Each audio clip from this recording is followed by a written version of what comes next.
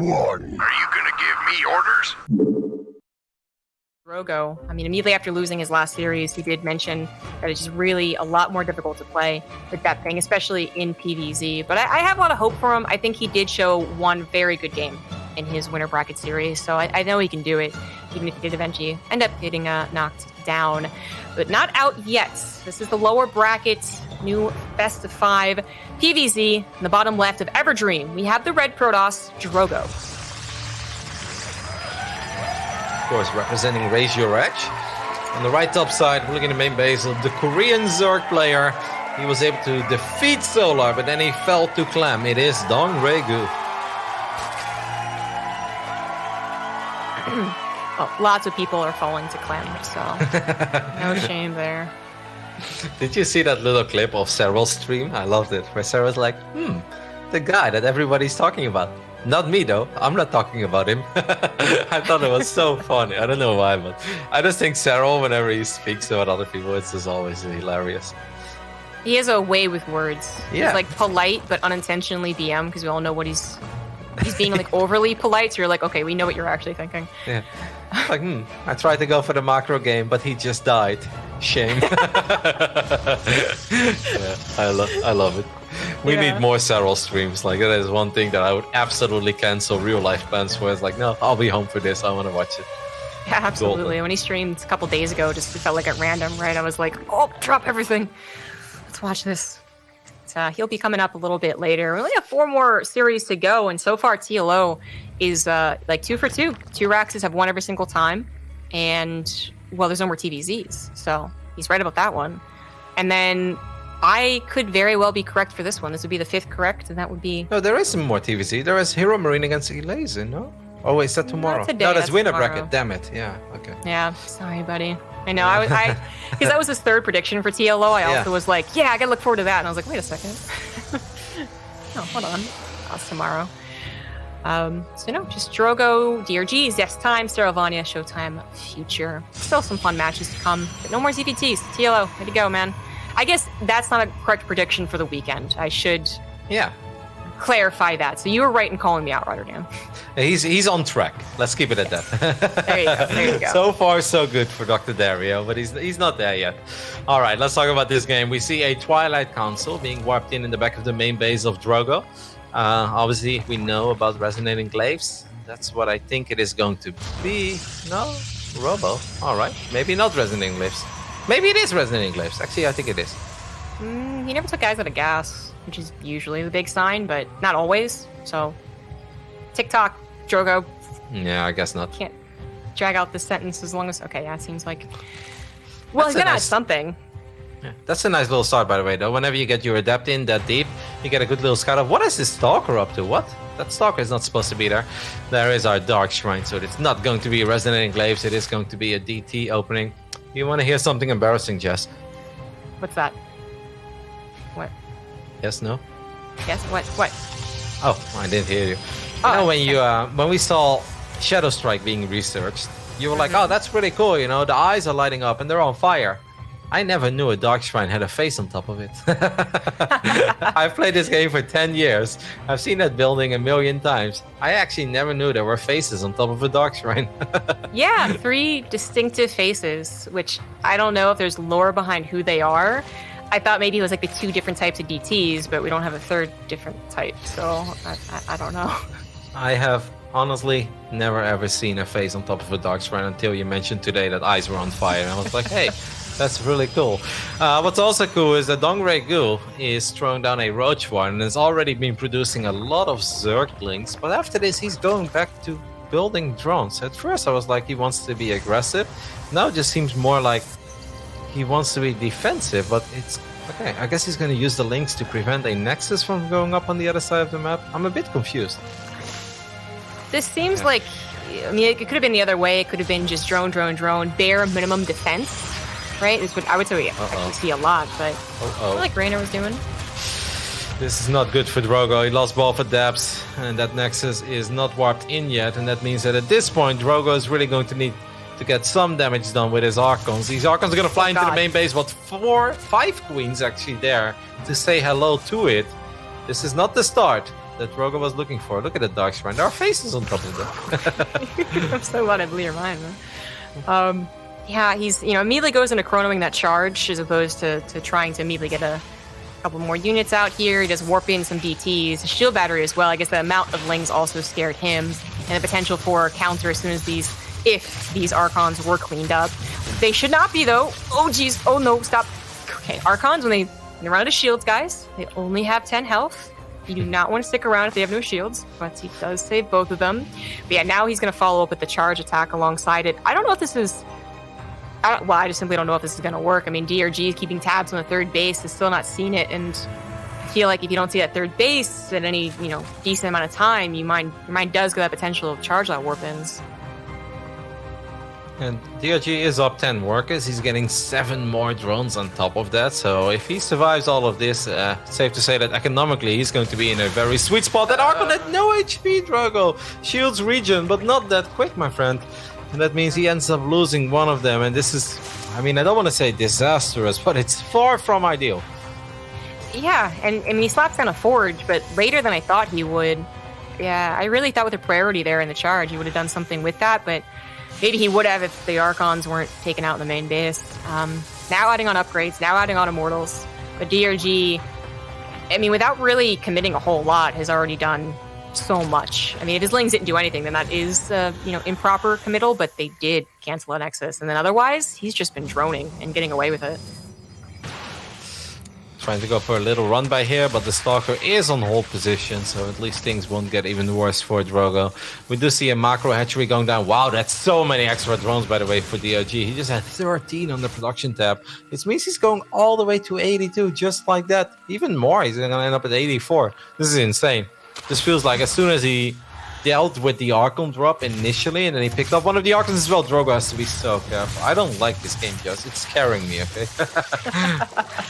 I definitely don't like it for Drogo. He's going to finally be able to take a macro game a little bit, 3 bases, all of his gases finally up and running, but DRG is so far ahead of him. We're getting up to 83 drones. It's now all army, all Ravagers, all Baneling Morph. He's going to take control of the map, and while Drogo might be able to... All right, then. So that was the Warp Prism, wasn't it? No. Yep, it was. Yep. Okay. 2 Archons inside of it. I feel like normally when you have to defend a build like this, it's already like, okay, you need to get a couple of extra shield batteries here, and the micro needs to be on point. And if you talk about important units here, yeah, the Archons would have been useful, but the Warp Prism is normally super MVP here, right? So now Drogo is going to be forced to rebuild the Warp Prism so he can juggle these units. But I feel like this is just not a fair fight at all. DongRaeGu is just waiting for Baneling Speed to finish up. It's a couple of seconds away. And good luck, have fun, Drogo. You're about to face the Swarm, and it's coming with a lot of fury. Yeah, I was going to try and build up a, hype moment. Maybe you could take care of this right side with a force field, left side with units, but you're down 3 pretty crucial units. The Archons, the Warp Prism, and even with them, you just don't have enough army. Banelings collapse into the probes, take away any economic field that Drogo just built up here. He does push back the right side army, and he kept a lot of very expensive slow-building units alive, so kudos on that. But down 23 workers, well, overall down about 30 rather, the DreamHack is going to keep coming. It could have been worse, I'm with you, but it was still pretty bad because he lost his 23 probes. And obviously, DongRaeGu is not doing this of a wonky-donkey economy of 62 drones. It's yeah, that was kind of good, but he maybe needs even more damage. No, DongRaeGu has been at 80+ workers for quite some time. He built a couple of additional buildings, so it's at 78 now. Drogo, your Warp Prism is actually flying into a Queen and a Sport Crawler. It will sort of live, but he has to be very careful here. Don't take any real damage on it. Yeah, it's impressive that he survived, of course, that he kept a lot of his important units alive, but DongRaeGu still killed an entire mineral line of probes, and he's like, oh, that was pretty good. I'm okay with that. Yeah. The fact that Drogo doesn't necessarily have to keep building these, again, expensive slow-building units, the Immortals, more so, that's nice, but he still has to build a lot of Archons, which are quite expensive, and try and take a 4th base, which seems very unlikely. He might be able to sacrifice that a couple times to continue living in this game, but I don't think he ever really minds from it. More Banelings crashing in. Banelings crashing into Archons near shield batteries, maybe not what you really want. But at this point, DongRaeGu is so rich, and he's like, well, I'm maxed out, and this is not an army that I want to stay maxed out on, so I may as well force a fight. He's even dropping corrosive balls on his own banelings. That's obviously not really something you want, but more banelings coming in from the top side. They will crash into the probes one more time. That is once again 14 probes going down. Drogo though, with the extra zealots. Look at those two Archons, they're so low in HP, but both of them are going to survive. I gotta say, it's impressive, and these fights are actually going better for Drogo than I feel like they should. They're going really well for Drogo. I mean, we usually see DRG is doing this because he figures that it is game over. So I don't even blame his decisions, but he is being a bit reckless because usually what happens is banelings explode on Archons and Immortals, and you get a bit of like a domination moment where you just were like, yep, didn't matter, you had counters to my units, I just had too much stuff. That's what's supposed to happen. And it's not happening here. Drogo is barely surviving with enough of these tough anti-baneling units that he still is absolutely correct in staying in this game. If he had a fourth base hidden somewhere, I would actually be feeling so excited. But that's the real problem, is I don't see him ever getting a fourth base. Can we talk about the fact that DongRaeGu never started +2 melee? Isn't that kind of weird? With the amount of Zerglings and banelings he's building? Probably figured that he was going to win the game already. But you're right, he should have started that. It gets us around on the High Templar, by the way, so that's a very nice little pickup. Gets quite a few Zerglings, and even Zerglings are becoming quite expensive for Drogo. Because 11 minutes or 12 minutes into a Legacy of the Void game, your main base is pretty much mined out. And even your natural is going to start running dry quite soon, so... obviously, even just losing Zealots is problematic. But I am shocked that DongRaeGu does not have +2. Yeah, maybe it's because he thought the game was going to end, but I don't know. Still feels like a mistake. He should absolutely have it. This game has lasted long enough, and he's teching up other places, into that high, that he should have gotten the +2. Now barreling forward, taking out the Zealots, but enough Archons to, not really rush into there. They had shield batteries, they had a choke. Don't rush into 7 Archons with that. Even if you're pretty sure you're going to win. DRG, though, despite not being able to win with that ground army, he is setting up for what is usually the winning move, like potential Broodlords. I say that he actually didn't get a Spire. I see that Hive, I don't see a Spire, so maybe not. Yeah, like the Vipers actually aren't what I'm thinking would be the comeback unit. They'll help, sure. They're good spellcasters, but... I love how he went Hive to go for a link drop. He's like, I need this, right? It's like, no, that's actually available a lot earlier. We just see the Spire going down right now as the Mapu is showing us. So we have that tiny link drop. Once again, still just +1 Zerglings. It's almost like it's a baneling drop. No, never mind. It's just Zerglings. Yeah, +1 melee as Look, well. he's spreading out the probes. He's like, what? It's links? Dude, if Drogo brings back this game, I mean, 150 supply to maxed out Zerg army. This is actually a position we see a lot of Protosses in and definitely survive. Considering how the fights have been going, I'm actually feeling so good for Drogo, but he needs to keep his fourth base alive this time. Baneling's crashing into the economy once again, but he's not going to cancel his fourth base. That is a huge difference than previous engagements. He still gets cut down to sub 40 workers. Okay, so, but he's up 2 upgrades, right? +3 is actually done at this point, and DRG's remax is 76 Zerglings. Look at Drogo with his insane amount of Archons and Immortals. He's like, enough is enough. He's down 80 supply, but his units are way better than the units of DongRaeGu. He needs to split a little bit against these Banes. The Bane connections were pretty good, though. Yeah, they were, but there's not a whole lot of them left over. Just Ravagers, which maybe the Warper's going to do some magic here. Pick up that Immortal, save that. He's got 5 Archons, 2 Immortals, and an absolute dream right now. DRG forced to pull the drones in a game where he was winning for about 13 minutes. In the last minute, had to pull the drones. That is commendable in and of itself. But unfortunately, it's not enough. Drogo is forced to return home. Yeah, and he obviously lost so many probes in this game. I mean, 61 probes have gone down. But Drogo really made this as close as a game like this ever should have been. Now DongRaeGu fires up +2. He's like, I guess it's pretty good, right? I see everybody else getting it, so maybe I should give it a little go. Jeez Louise, I mean, if anything, this game would give me hope if I was Drogo for the rest of the series. He's like, this game did not start off pretty. And things went really bad. I lost my Prism and I lost my 2 Archons inside of it.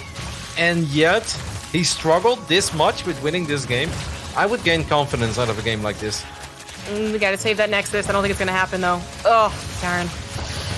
And 9 more probes also went down, of course. And that's finally gonna be what makes him tap out. GG. But, seriously, a good game from Drogo. Does DRG probably reevaluate some of those engagements in the future? Yeah, but I'm with you. I think Drogo should feel kind of happy with how he made that game end up looking.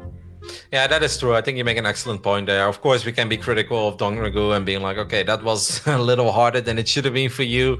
But maybe he just looked at it. He's like, I've got this game, A move, A move, A move. And then obviously sometimes you start second guessing yourself. You're like, okay, maybe I should have paid slightly more attention. But it's like, I'm still fine. I'm rich. And that's, of course, one way we have to look at it as well. But normally, especially because this is the lower bracket, it's not the upper bracket. There isn't that much room for errors. And you never want to give away a game where you're off to a fantastic start. And that is, of course, what DongRaeGu was in this game. So interesting first match on Everdream. Sure, DongRaeGu takes the lead. A lot of people expect DongRaeGu to win this series. But based off on that game, I would say that this series is far from over. It's a little worrying just with how much Drogo couldn't do with something that is so important like that Archon drop. And I'm not talking just because DRG had excellent defense against it. 5 queens finding a Warp Prism, that's going to push any Warp Prism away. But it is one of those ping's probably a big issue for specifically that type of build, the way you're trying to control the game. No, it's hard to execute, right? Because you want to get maximum value normally. We all know this scenario where you pick up, drop, and then the Archons get 4 or 5 links every single time they get picked up and drop again. So it's definitely hard to get maximum potential out of those kind of openings. But even without maximum potential, he did have some amazing defensive engagements. He used the map like I thought he would be able to. I just didn't think he'd be able to retain as many units as he did. It's so much like his last series, though. Like Game 3, where Drogo was actually in decent position. It was on Zen, I want to say, back and forth. It was see, Drogo, he's really good, guys. He's really good. But he still lost the series, 0-3. So, yeah, just trust us, guys. He's really good, but... No, he is really good. I mean... He's a DreamHack champion, but maybe a couple years ago. But nobody becomes a DreamHack champion if you're not really good. And Drogo definitely had his peaks and he had his downs over the years. But I think right now he's in a pretty good spot. Just qualifying for TSL, nobody qualified for TSL without being really good. These qualifiers were freaking stacked. Some of the best players in the foreign scene, I'm looking at a Neep or even Denver and stuff like that. They didn't make it. So the fact that he made it is already very impressive. Yeah, definitely. Well, the next map's going to be Eternal Empire, so could have something very similar to last game. DRG seemed happy enough to just be the defender, but I mean, him, a former GSL champion, if we're talking about years ago, GSL champion back in 2012, he knows how to play out a series, and he absolutely can be aggressive, so that's also something that Drogo is going to have to worry about. Who did he beat in the finals? Genius. I remember this very well. Yeah. There was a fast carrier game. There was a bunch of what's it called? He put his the military jacket on Genius and told him to go to the military. Wow. Pretty fun series, yeah. That's kind of rude, actually. Yeah, well, luckily they were friends. But I was a huge DRG fan back in the day. I did some fan art for him.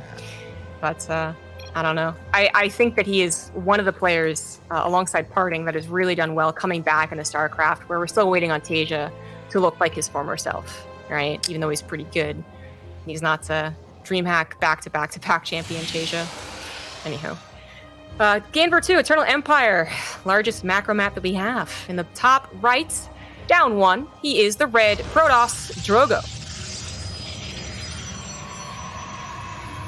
In the left bottom side, we're looking at the main base of the man who does not believe in +2 melee. It is DongRaeGu.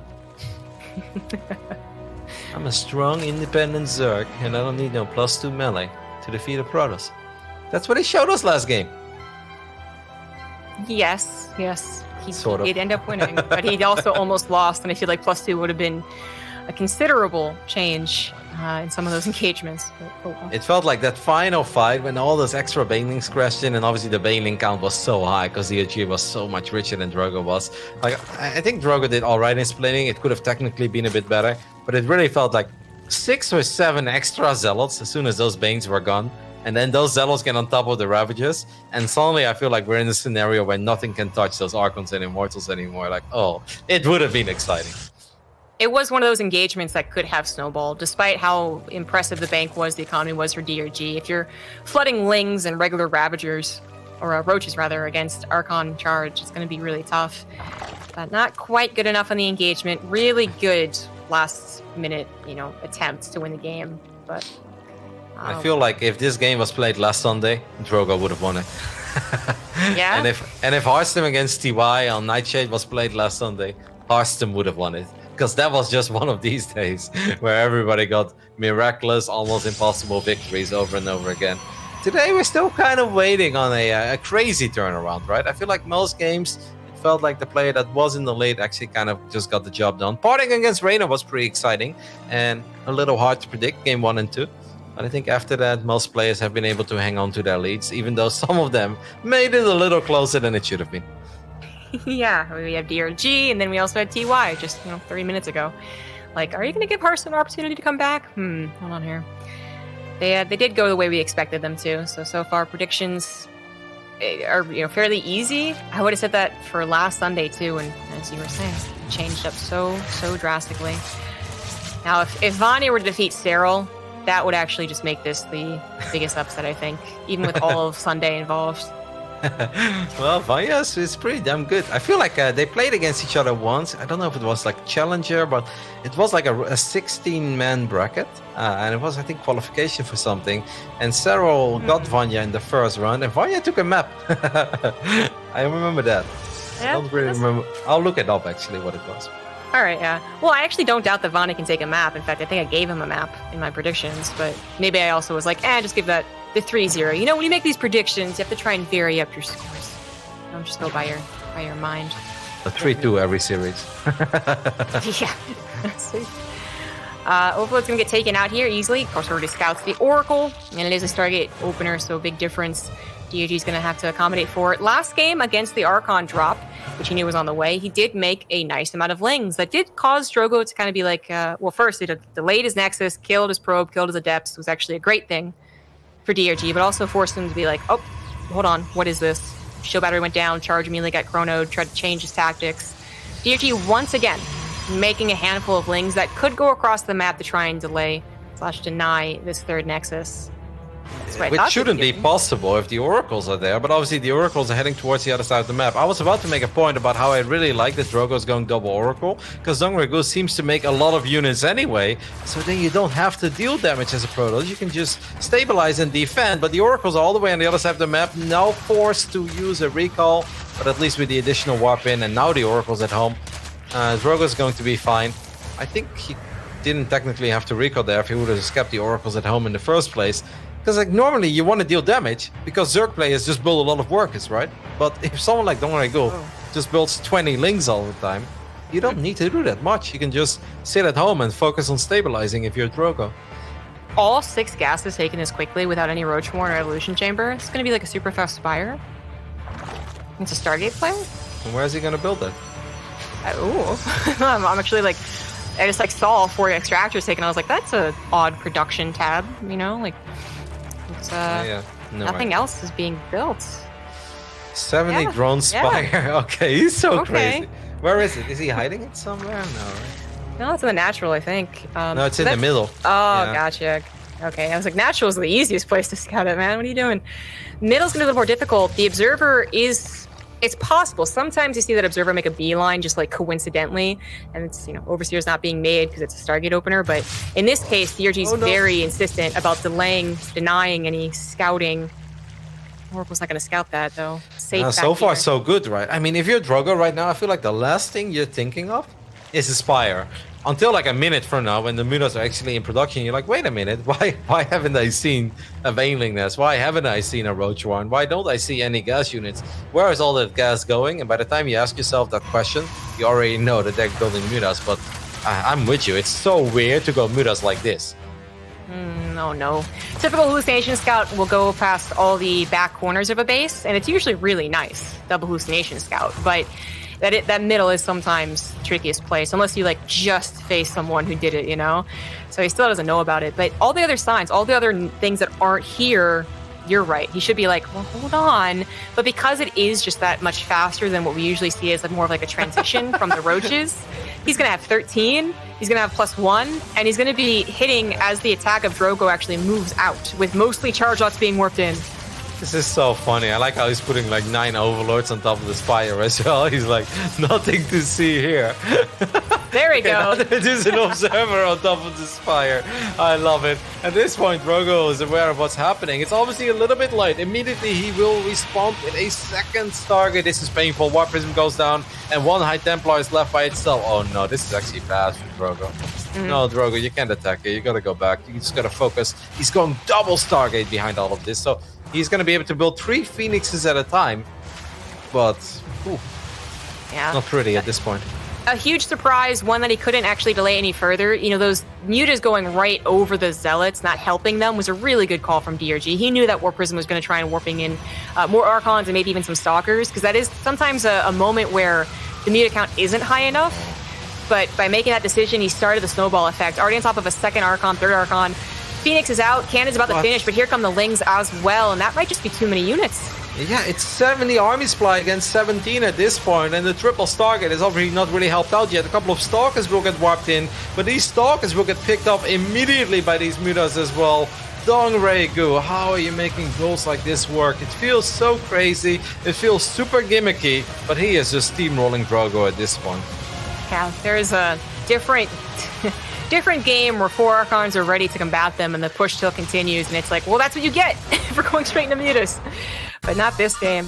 Nice decision, nice timing there from DRG. A real risky build that we don't see very often. We talk about risky builds, we talk about, skipping roaches, going into, directly into banelings, but no, that was a fast muta build. And it was also not that he had resources to build like 6 or 7 mutas, right? It's like 13, let's go.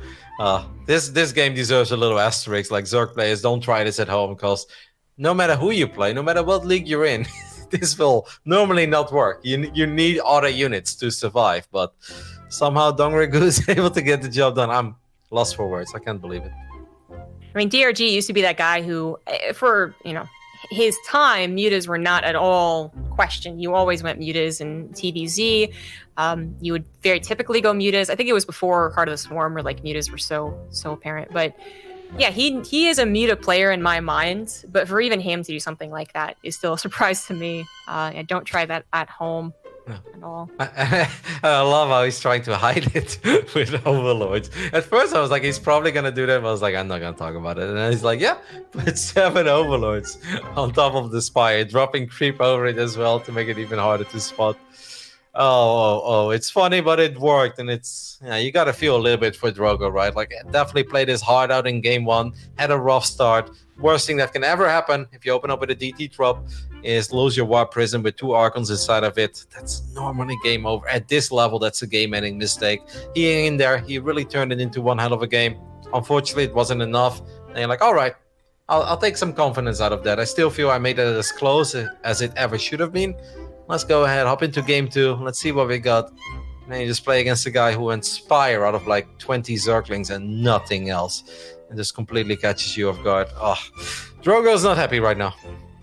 No, that's a momentum builder for DRG as we head into Simulacrum for game number 3. It could be the last one, man. Drogo has to be wary of DRG's tricks, which, hey, I did mention, but I was not thinking fast Spire. I was like, DRG can do an all-in, not 6-7 minute Spire, whatever it was. Well, clearly he can do all of it and more. He's already up 2-0 against this guy in the top left. As the red Protoss, he is Drogo. And in the right bottom side, we're looking at the main base of our Korean Zerg. He's up 2-0. He's looking good, even though he's looking weird. It is DongRaeGu. I want to say I can really feel the old school move. Sorry, go ahead. I was gonna say the real old school move is the extractor trick, but sometimes they just do it. Go on. What did I want to say? Oh yeah, I was like, I feel like I can feel the frustration of Zerg players at home watching this and be like, if I do this, it doesn't work. Like, why is he able to make it work in TSL against a great Protoss player like Drogo? But if I do this against Jimmy Bob on the ladder, who is 4,800 MMR, he will absolutely crush me, and I'll never be able to pull it off. It's just, I think that's the beauty of watching pro games sometimes, right? Like, they get away with things that wouldn't work against worse players, but somehow work against better players. Yeah, that does happen. For me, I was looking at this as more like that guy who's like 2.8, you know, like, and he's like, I do this build all the time and it always wins. I am so validated right now. And it's like, well, yeah, because your opponent like doesn't know how to build soccer. So I'm like, that's gonna work. Yeah, to be honest, one of the main reasons why I love Phoenixes so much in this matchup is that I absolutely despise playing against Mutas as a Protoss player. Like, if you give me Phoenix, obviously, it's a sweet dream, it's easy. But I think defending with Stalkers, it's a completely different skill than most things take in this game when you're playing Protoss. And I find it very, very difficult. Mm-hmm. We almost never see like that type of game where the Protoss doesn't win if they actually have to play into Blink Stalker, get their +2, get their +3. You almost never see that really end in like a non-scrappy way. Like those are what base races are born from. That happened a lot in Heart of the Swarm, and they even happened a lot in Wings of Liberty. I was like so shocked to learn doing some research that anti-impulse crystals was not in the game immediately. Like, I knew they were a big deal and a big problem in Heart of the Swarm before Swarm Host were the biggest problem, but I didn't recall them being, you know, so big of a deal in like November 2010. That Blizzard was like, you guys get a range upgrade. I always thought that was just in the game. No, yeah. But I think that what they did change is that they nerfed the range of it like by 1, right? Or the basic Phoenix range by 1. Because otherwise Phoenixes were like too good against Mutas. Once upon a time they adjusted the ranges. I think you're right about the Phoenix being adjusted itself, because I think it's always been +2. But No, that's correct. Yeah, I think the Phoenix lost 1 range at one point. Anyhow, it's only worth talking about because that last game, and because DRG is a guy who, I mean, he's playing with some strats that were more popular, that were more commonplace back when he was playing, but not in a bad way. You know, sometimes I watch Bomber, who is back and playing, and he's doing like an 8 racks, which is actually totally a thing right now. But I just watch him play it, and I'm like, you just look like Bomber from 2012, you know, which is just not as good as you have. You have to be better than that right now. But I watch DRG and I'm like, you're bringing back builds from that period, and you're actually just also on the level of everyone else right now in the scene. So something really good. I think there's a lot of mind games. This is really good defense, of course, against the first 2 adepts. Losing 2 adepts, it's not the end of the world. But normally when you lose 2 adepts, you want to force out Zerglings and you want to get a couple of drone kills, right? At least 2. Ideally, you want to get 3 or even 4. At this point, Drogo didn't even get close to getting a drone and just traded out those 2 adepts. And that means he has no units at all right now to wall off. Might be forced to activate Pulsar Beam here. And that is indeed the case. Yeah, not the start that Drogo was looking for. Like, these are little things, but they really set the pace and momentum for a game like this. And if you're down 0-2, you hate to see it. Your 2 adepts going down for almost nothing. Yeah, it just gets so much more frustrating to actually continue on building to your 3rd Nexus. I mean, your Nexus is late, but also the pylons that go down with the Nexus are late, so you don't feel as comfortable warping in because you literally can't to defend that 3rd base. It really is a snowball, potential. Even if it doesn't happen, it's a potential snowball. Something that DRG could run into, again, using his Ling production to either force the Oracles back or to straight up get another Nexus cancel, because we have 10 more going through the map. The Oracles see this, though. Like, is he really going to continue committing with the Oracles? Because he still has a recall available. Well, it does find the Queens. The Queens are kind of by themselves, and this is obviously a fight that 3 Oracles will gladly take. First Queen goes down, second Queen goes down. This does mean that 1 Oracle will fall, but can Drogo get 2 more Queens? There's no Spore Crawler here, by the way. Already 3 Queens went down. Queen number 4 is actually running away from the drones, which I think is a smart play. It will go down. The Oracles did not go for drones. He's going Spire again, by the way. Are you kidding me?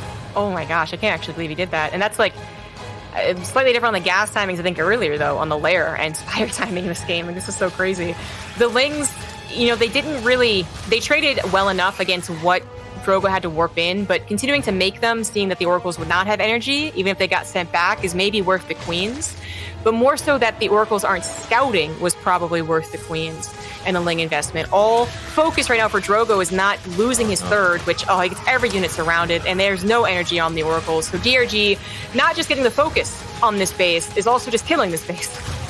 Yeah, that's terrible. If those units are between mineral patches or between the extractors there, or the gases actually, it's going to be a much more difficult fight for the Zerglings, right? They won't just be able to surround them and pick them off. At this point, this is just an absolute disaster for Drogo.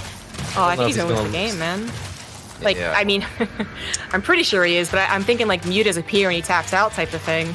Yeah, I think so as well. I think the Zealots might be able to save this Nexus in an extra warp in, but obviously at this point, Drogo's doing a lot of things, but scouting for the Spire is not one of them, and that's one thing that he actually really needs to do, because this is where he starts building a Warp Prism, and he's warping in Zealots, thinking he's going to need them against Zergling Harass and stuff like that. What he needs is Phoenixes or any sort of any NTR. Oh man, what a series. Jeez Louise. Yeah, after Not that pretty. first epic almost comeback, really disappointing second game. The third game is not over yet. Maybe Drogo, if he was pushing, maybe he buys a lot of time, maybe he actually gets into all the nook and crannies of a base and builds the defense back at home, but actually not pushing is perhaps even worse because he's still not scouting. The Warp Prism even gets in the middle of the map here. Yeah, it's the last game for him, so maybe don't tap out immediately, but with 8 more mutas on the way, you don't start the momentum back in your favor at any point. There are no shield batteries near that base either. The Warp Prism obviously got picked off in the middle of the base. I do like what Drogo is doing. He's running his Zealots to the other side of the map. And obviously these Zealots will probably not get much done. Maybe they get a Queen and 1 or 2 drones. But at least they force all the mutas to go home, which gives Drogo a fighting chance on his side of the map. Right now he has his 2 Archons ready. He's warping in a couple of cannons. It's obviously really, really bad. And he's in a very rough spot. But if he didn't do that, he would have probably lost the game already. So good play. Agreed. That's the best play that he could come up with at the last second there, scouting as so late as he did. But 1 Archon's not going to be enough. Just good micro away from that, even saving the muta. The Phoenix, even perfectly microed, have a low chance of actually taking this on. GG. GG 3-0 over Drogo. Drogo getting a chance to show what he can do in PvZ for the first game, but really not for the next 2 games. That's a series that Drogo is going to be very frustrated with. You can also see it as well, like, obviously we talk a lot about the ping, right? Playing at different servers is difficult and maybe slightly more difficult for the Protoss than it is for the Zerg. But especially when it comes to like microing Phoenix against mutas, if you don't have any Impulse Crystals, it's doable, but it's something that you really need to be on top of, right? If the muta count is high and the Phoenix count is low, it becomes really dicey, and you're just not able to afford to lose a single one. Like losing just 1 Phoenix, if you only have 1 or 2, that is disastrous. And we saw that happen on Eternal. We saw that happen here. Now that's obviously not the only reason he lost, because he was already losing because of everything that happened before that. But it's not a good feeling. You know what I was thinking of is when the Oracles were picking up the Queens, right? That's obviously a good trade for Drogo. But it was that 4th Queen, that last Queen, that was clearly going to go down as well. DRG ran it towards the left side because there was no Spore Crawler in the natural. I really wonder that instead of chasing that Queen, if those Oracles go towards the right side where there is no Spore Crawler and all those drones are exposed, still quite a bit of energy. It's hard to build mutas if you end up losing 10 drones there as well. And I think there was potential for that play. Maybe, yeah. They already used so much of their energy on those Queens that I wonder if just pulling away would have been good too. But no way for for Drogo to know that there was no Spore Crawler, and things snowballed from there for sure. So a 3-0, really not what Drogo usually has to show. I would advise like Game 1 and Game 3 of his last series to show more of what Drogo can look like in PvZ. But DRG continues for all you old school fans. Next up, We stand as one. Are you good?